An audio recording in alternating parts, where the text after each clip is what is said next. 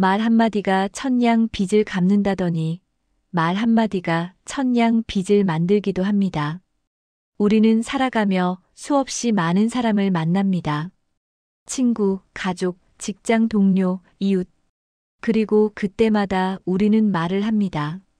하지만 불교는 이렇게 가르칩니다. 사람을 만나면 먼저 침묵하라. 왜일까요?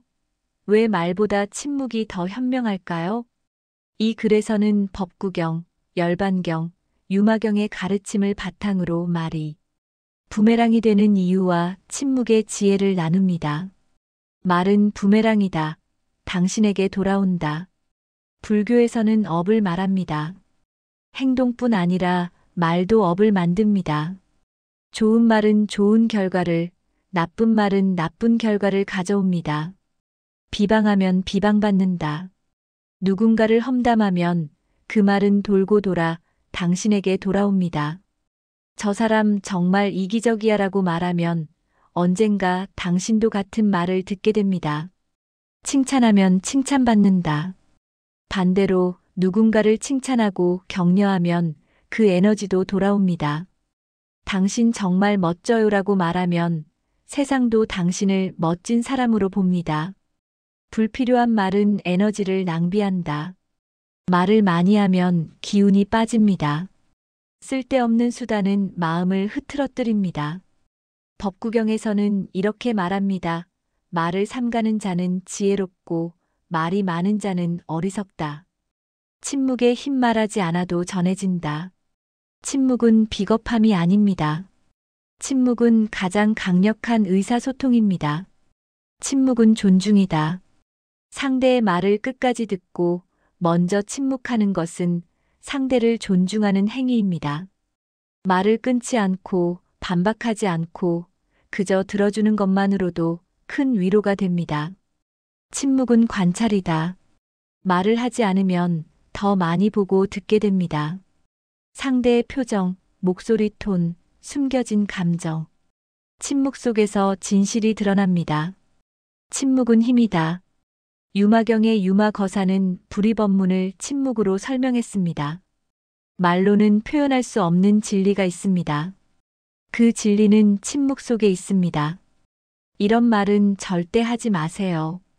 불교에서 말하는 불망어, 거짓말을 하지 말라는 계율입니다. 하지만 거짓말만 문제일까요? 이런 말들도 조심해야 합니다.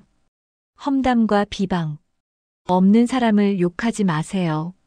그 말은 100% 당신에게 돌아옵니다. 자랑과 과시. 나는 이렇게 잘났어라는 말은 오히려 당신을 작게 만듭니다. 불필요한 조언. 묻지도 않은 조언은 간섭입니다. 상대는 해결책이 아니라 공감을 원합니다. 감정적인 말. 화가 났을 때 내뱉은 말은 칼보다 깊은 상처를 남깁니다. 침묵하기 어렵다면 이렇게 말하세요. 침묵이 어색하거나 뭔가 말해야 할 것 같다면 이렇게 해보세요. 그렇구나. 상대의 말을 인정하고 받아들이는 가장 좋은 표현입니다.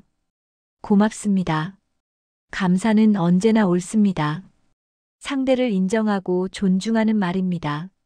잘 들었습니다. 상대의 이야기를 경청했음을 알리는 따뜻한 표현입니다. 아무 말도 하지 않고 미소 짓기. 미소는 말보다 강력합니다. 따뜻한 미소 하나면 충분합니다. 침묵을 수행으로 만드는 방법. 침묵은 단순히 말을 안 하는 것이 아닙니다. 마음의 수행입니다. 하루 10분 침묵 시간 갖기. 아침이나 저녁에 10분간 아무 말도 하지 않는 시간을 가지세요. 그 시간 동안 마음을 관찰하고 호흡에 집중하세요. 말하기 전에 3초 멈추기. 말이 입 밖으로 나가기 전 3초만 멈추세요. 이 말이 필요한가? 상처를 주지는 않을까? 생각해 보세요. 하루 한 번 듣기만 하기. 대화할 때 한 번은 말하지 않고 오직 듣기만 해보세요. 상대의 말을 끝까지 듣고 반응하지 않고 그저 받아들이세요. 경전이 말하는 침묵의 지혜. 법구경 말을 삼가는 자는 평안하고 말이 많은 자는 고통받는다. 열반경 입은 화의 문이요. 혀는 몸을 자르는 칼이다. 유마경 침묵이 가장 위대한 설법이다. 마무리 오늘부터 실천하세요. 사람을 만나면 침묵하세요. 말은 부메랑입니다. 당신이 내뱉은 말은 반드시 당신에게 돌아옵니다. 좋은 말은 좋은 결과를, 나쁜 말은 나쁜 결과를 가져옵니다. 오늘 당장 실천할 수 있는 방법. 하루 10분 침묵 시간 갖기. 말하기 전 3초 멈추고 생각하기. 상대의 말을 끝까지 듣고 침묵으로 답하기. 침묵은 나약함이 아닙니다. 침묵은 가장 강력한 힘입니다. 당신이 침묵할 때 세상은 당신의 진심을 듣습니다. 오늘부터 말 대신 침묵을 선택하세요. 당신의 인생이 바뀔 것입니다. 나무아미타불. 말 한마디로 인생이 바뀝니다. 이것은 과장이 아닙니다. 우리는 매일 수백, 수천 개의 말을 쏟아냅니다. 하지만 그 말들이 우리 인생을 어떻게 바꾸는지 생각해 본 적이 있나요? 불교는 수천 년 전부터 말의 힘에 대해 경고해 왔습니다. 오늘은 불교가 말하는 침묵의 지혜를 통해 당신의 인생을 바꾸는 방법을 알려드리겠습니다. 말은 부메랑입니다. 불교에서는 말은 부메랑이라고 가르칩니다.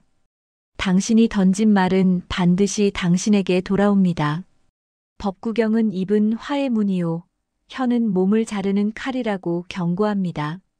생각 없이 던진 한마디가 평생의 관계를 무너뜨립니다. 화난 순간, 짜증난 순간, 방심한 순간 던진 말들이 당신의 인생을 좌우합니다. 실제로 많은 사람들이 말 때문에 후회합니다. 부모님께 던진 불평, 친구에게 한 험담, 연인에게 쏟아낸 분노의 말들. 그 순간은 시원할지 몰라도 그 말들은 평생 가슴에 남습니다. 상대의 가슴에도 당신의 가슴에도 말입니다. 침묵은 비겁함이 아닙니다. 많은 사람들이 침묵을 비겁함으로 오해합니다. 할 말은 해야지, 참으면 손해라고 생각합니다. 하지만 불교는 정반대를 가르칩니다. 침묵은 가장 강력한 힘입니다. 유마경에는 유마거사라는 제가불자가 등장합니다. 그는 문수보살을 비롯한 많은 보살들과 대화를 나눕니다. 그런데 마지막 순간 불의법문에 대한 질문을 받았을 때 그는 침묵으로 답합니다. 그 침묵이야말로 가장 완벽한 대답이었습니다. 말로는 표현할 수 없는 진리를 침묵으로 전한 것입니다. 침묵은 단순히 말을 하지 않는 것이 아닙니다. 침묵은 듣는 것입니다. 상대의 말을, 상대의 감정을, 상대의 진심을 듣는 것입니다. 침묵할 때 우리는 더 많이 보고 듣게 됩니다. 상대의 표정, 목소리의 떨림, 눈빛의 변화를 알아차립니다. 그리고 진정한 소통이 시작됩니다. 침묵의 힘 3가지 변화. 1. 관계가 바뀝니다. 침묵하고 경청할 때 상대는 존중받는다고 느낍니다. 당신이 자신의 말을 진심으로 듣고 있다는 것을 알게 됩니다. 그 순간 신뢰가 쌓입니다. 가족, 친구, 동료와의 관계가 깊어집니다. 2. 마음이 평화로워집니다. 말을 줄이면 마음이 고요해집니다. 불필요한 다툼, 오해, 후회가 사라집니다.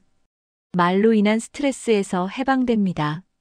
내면의 평화를 찾게 됩니다. 3.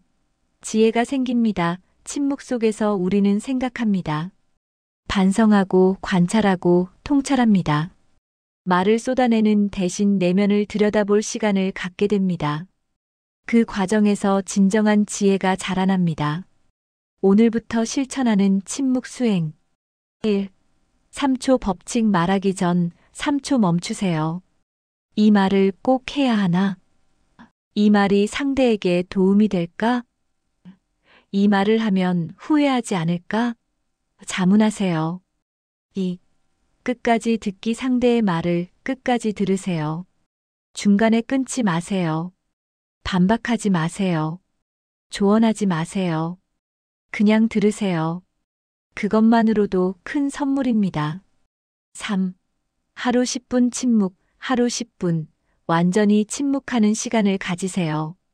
말하지 않고, 듣지 않고, 오직 자신의 호흡과 함께 하세요. 그 10분이 당신의 하루를 바꿉니다. 4. 불필요한 말 줄이기, 험담, 불평, 자랑을 줄이세요. 그 대신 감사, 칭찬, 격려의 말을 하세요. 말의 양이 아니라 질을 높이세요. 결론. 불교는 정어를 가르칩니다. 바른 말을 하라는 것입니다. 하지만 바른 말보다 더 중요한 것이 있습니다. 바로 침묵입니다. 침묵은 비겁함이 아니라 용기입니다. 침묵은 무관심이 아니라 깊은 사랑입니다. 침묵은 약함이 아니라 진정한 강함입니다. 당신이 침묵할 때 세상은 당신의 진심을 듣습니다. 말 대신 침묵을 선택하면 인생이 바뀝니다. 오늘부터 시작하세요. 말을 줄이고 침묵을 늘리세요. 그리고 당신의 인생이 어떻게 바뀌는지 지켜보세요. 나무아미타불. 베풀다가 내 인생 망친다. 이것만은 절대 주지 마라. 우리는 어릴 때부터 베풀고 살아야 한다. 남을 도와야 한다는 말을 수없이 들으며 자랐습니다. 물론 타인을 돕는 것은 아름다운 일입니다. 하지만 무분별하게 베푸는 것이 오히려 내 삶을 무너뜨릴 수 있다는 사실 알고 계신가요?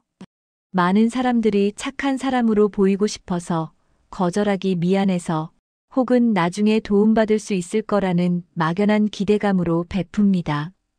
그러나 이런 베풀미 반복되면 어느새 당신의 시간, 에너지, 돈, 심지어 정신 건강까지 모두 소진되어 버립니다. 1. 시간을 절대 함부로 주지 마라. 시간은 돈보다 귀합니다. 돈은 다시 벌 수 있지만 지나간 시간은 절대 돌아오지 않습니다. 그런데 많은 사람들이 자신의 시간을 너무 쉽게 내어줍니다. 잠깐만 도와줘, 조금만 시간 내줘라는 말에 쉽게 응하다 보면 정작 자신의 일, 자신의 꿈, 자신의 성장을 위한 시간은 사라집니다. 타인의 급한 일을 도와주느라 정작 내 인생의 중요한 일들은 계속 미뤄지게 됩니다. 특히 직장에서 동료의 일을 대신해 주거나 친구의 부탁을 거절하지 못해 주말을 반납하는 일이 반복되면 당신의 커리어와 개인 생활 모두 뒤처지게 됩니다. 시간을 베풀 때는 반드시 이것이 나에게도 가치 있는 일인가? 를 먼저 물어보세요. 2. 돈을 함부로 빌려주지 마라. 돈 문제는 인간관계를 가장 빠르게 망치는 요소입니다.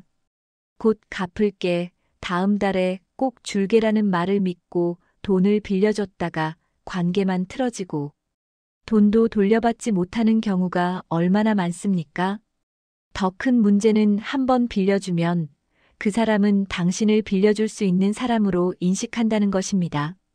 두 번째, 세 번째 요청이 이어지고 거절하면 오히려 당신이 냉정한 사람 취급을 받게 됩니다. 돈을 빌려줄 때는 돌려받지 못해도 괜찮은 금액만 주거나 아예 빌려주지 않는 것이 관계를 지키는 방법입니다. 진정한 친구라면 당신에게 금전적 부담을 주지 않을 것입니다. 3. 감정 노동을 무한정 제공하지 마라. 누군가의 하소연을 들어주고 위로하고 조언하는 것도 베풀입니다. 그런데 이런 감정 노동이 일방적으로만 제공되면 당신은 정서적으로 고갈됩니다. 특히 상대방이 당신의 조언을 전혀 실천하지 않고 같은 문제로 반복해서 찾아온다면 그것은 당신을 감정 쓰레기통으로 이용하는 것입니다. 당신의 공감 능력과 시간을 소모하면서도 아무런 변화 없이 계속 의존만 하는 사람들이 있습니다. 건강한 관계는 상호적입니다. 당신도 힘들 때 지지받을 수 있어야 하며 상대방도 스스로 문제를 해결하려는 노력을 보여야 합니다. 4. 전문성과 노하우를 공짜로 주지 마라. 당신이 오랜 시간과 노력을 들여 쌓은 전문 지식과 기술을 친한 사이니까 도와주는 거니까라며 무료로 제공하는 것은 자신을 무가치하게 만드는 행위입니다. 디자이너에게 간단하게 로고 하나만 만들어줘. 개발자에게 웹사이트 하나만 만들어줘. 변호사에게 간단한 법률. 자문 좀이라고 요청하는 사람들은 당신의 전문성을 존중하지 않는 것입니다. 당신의 전문성은 돈을 받을 가치가 있습니다.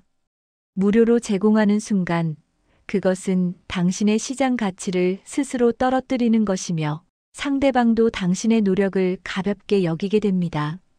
5. 무한한 기회를 주지 마라.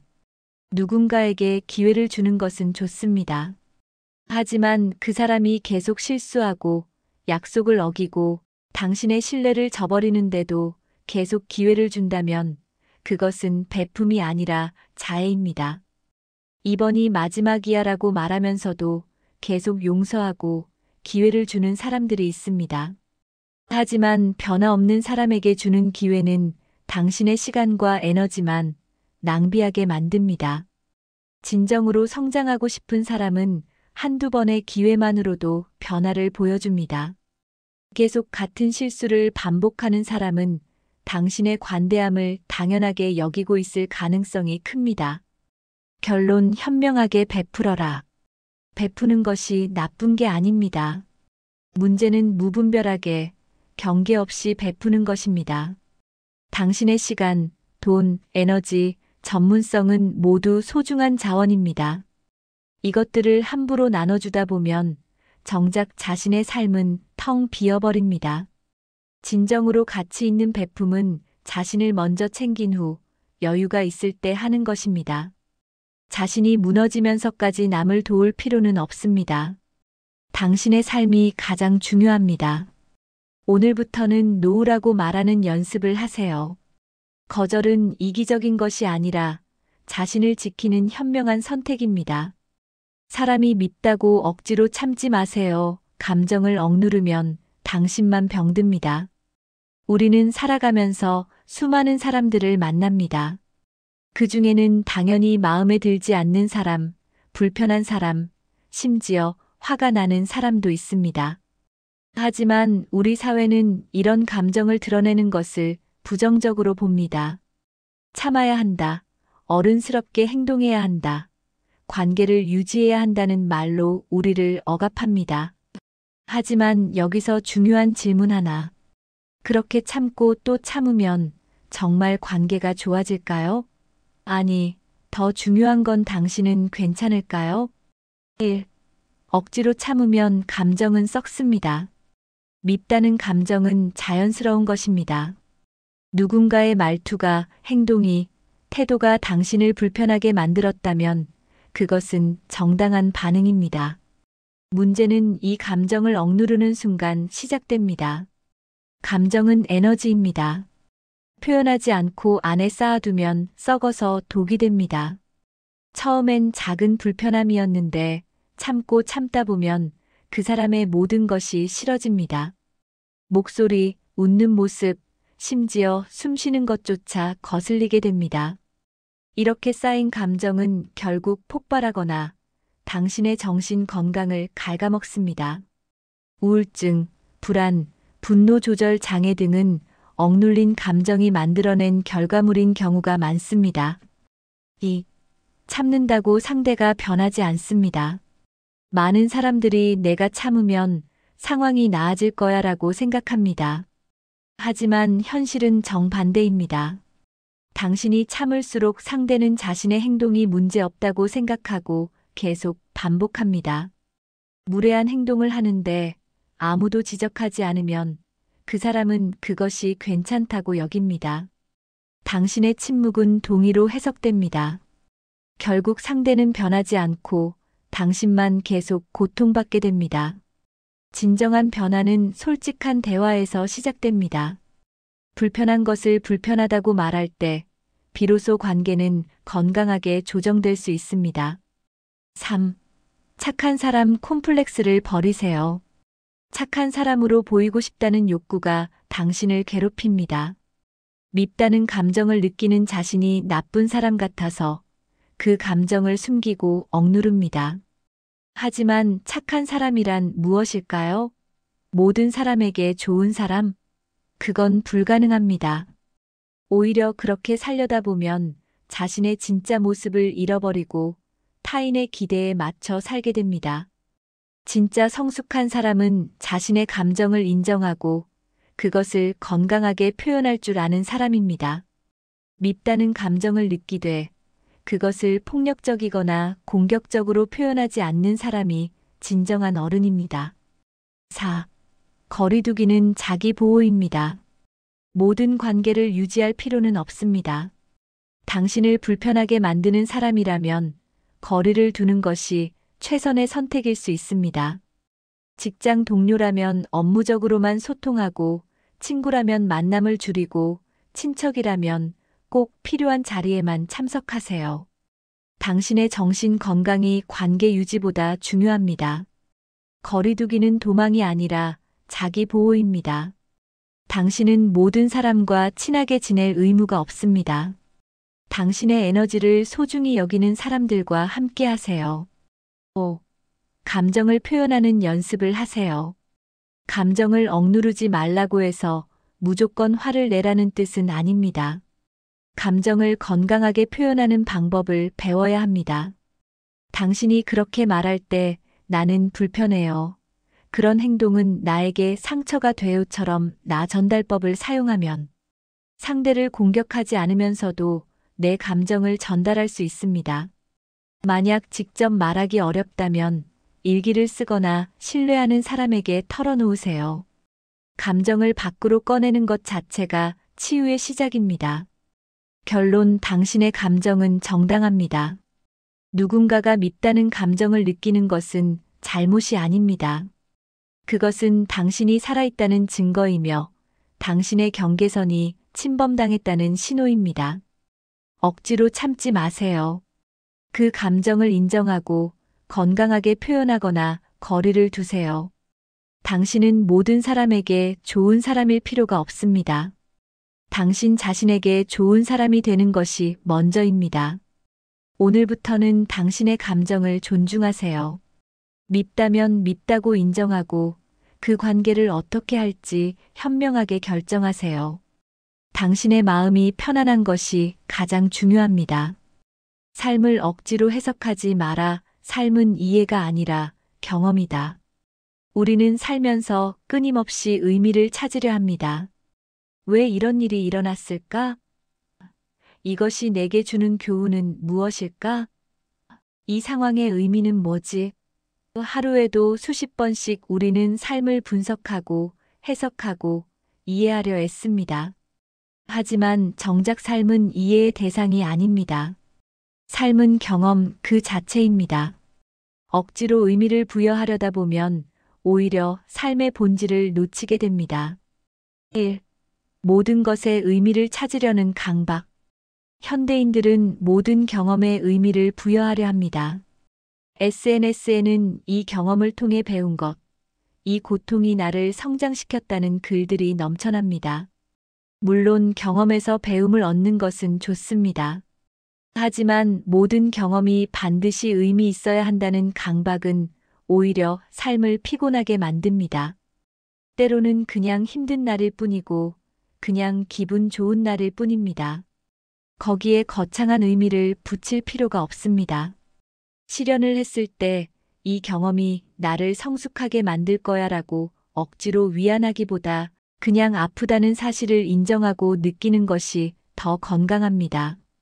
감정을 억지로 해석의 틀에 가두지 마세요. 2. 삶은 논리가 아니라 감각이다. 우리는 머리로 삶을 이해하려 하지만 삶은 몸으로 느껴지는 것입니다. 맛있는 음식을 먹을 때, 좋아하는 음악을 들을 때, 사랑하는 사람과 함께 있을 때, 우리는 그것을 분석하지 않습니다. 그냥 느낍니다. 그런데 유독 힘든 일이나 복잡한 감정이 생기면 우리는 그것을 이해하려고 애씁니다. 왜 나는 이렇게 느끼는 걸까? 이 감정의 원인은 뭐지?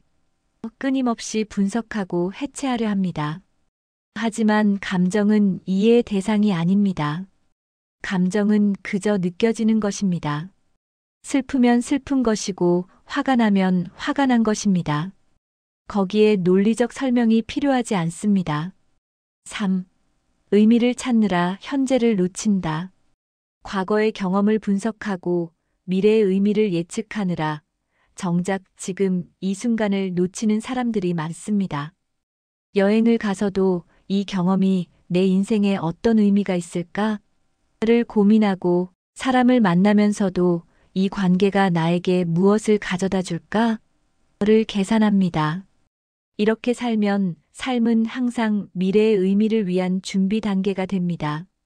지금 이 순간은 언제나 다음 단계를 위한 발판일 뿐이고 그 자체로는 가치가 없는 것처럼 느껴집니다.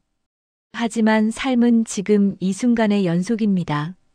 미래의 의미를 위해 현재를 희생하면 결국 살아본 적이 없는 삶이 됩니다. 지금 이 순간을 온전히 경험하세요. 그것이 곧 삶입니다. 4. 실패를 억지로 성공 스토리로 만들지 마라. 요즘 유행하는 말이 있습니다. 실패는 성공의 어머니, 고통은 성장의 기회 같은 말들입니다. 물론 일리 있는 말입니다. 하지만 모든 실패가 반드시 성공으로 이어지는 건 아니고 모든 고통이 성장을 가져다 주는 것도 아닙니다. 때로는 그냥 실패일 뿐입니다. 그냥 아픈 경험일 뿐입니다. 그것을 억지로 긍정적으로 해석하려다 보면 오히려 그 경험을 제대로 소화하지 못합니다. 실패했다면 그냥 실패를 인정하세요. 아프다면 그냥 아픔을 느끼세요. 거기에 거창한 스토리를 붙이지 않아도 됩니다. 있는 그대로의 경험을 받아들일 때 비로소 그 경험은 당신의 일부가 됩니다. 5. 삶은 완성된 작품이 아니라 진행 중인 과정이다. 많은 사람들이 자신의 삶을 하나의 완성된 스토리로 만들려고 합니다. 나의 삶은 이런 의미를 가지고 있다. 나는 이런 사람이다라는 정의를 내리려고 애씁니다. 하지만 삶은 아직 끝나지 않았습니다.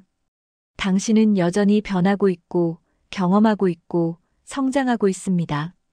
지금의 해석이 평생 유효하지 않을 수도 있습니다. 20대에 중요했던 것이 30대에는 별것 아닐 수 있고 지금 의미 있다고 생각하는 경험이 나중에는 그저 흘러간 일일 수도 있습니다. 삶은 고정된 의미가 아니라 계속 변화하는 과정입니다. 6. 경험 그 자체를 존중하라.